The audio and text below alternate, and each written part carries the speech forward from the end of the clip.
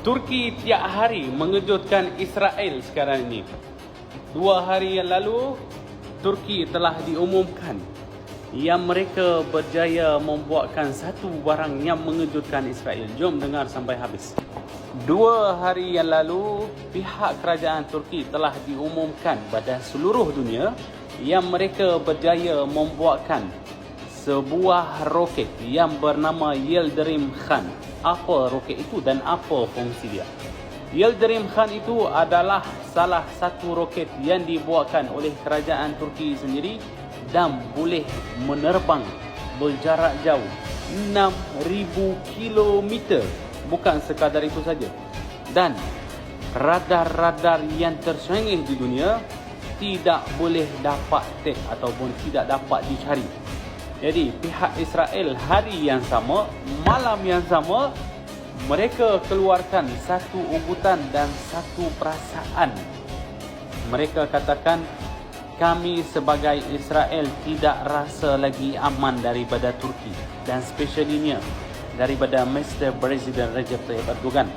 Dikatakan mereka buat segala benda sendiri dan kami tidak tahu Turki dah sampai ke mana ataupun tahap mana dalam kelengkapan ketenteraan, dan kami sangat kesal kerana Turki berjaya buat semua kelengkapan ketenteraan dan siap lagi ekspor kepada luar negara. Jadi Turki dan Israel, Turki mengejutkan Israel dan Israel terkejut.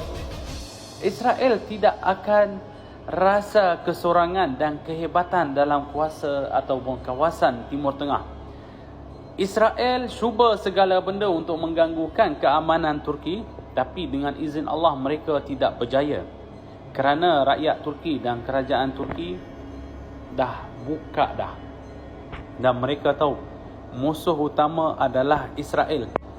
Turki sebenarnya menciptakan ataupun membuatkan roket itu kerana mereka tahu kalau aku tidak buatkan perkara begitu ataupun roket itu pada satu hari nanti, dan mereka sedar bahawa satu hari nanti Israel akan berperang dengan Turki, dan Turki sebagai salah satu kerajaan ataupun seorang manusia berhaklah untuk mempertahankan diri.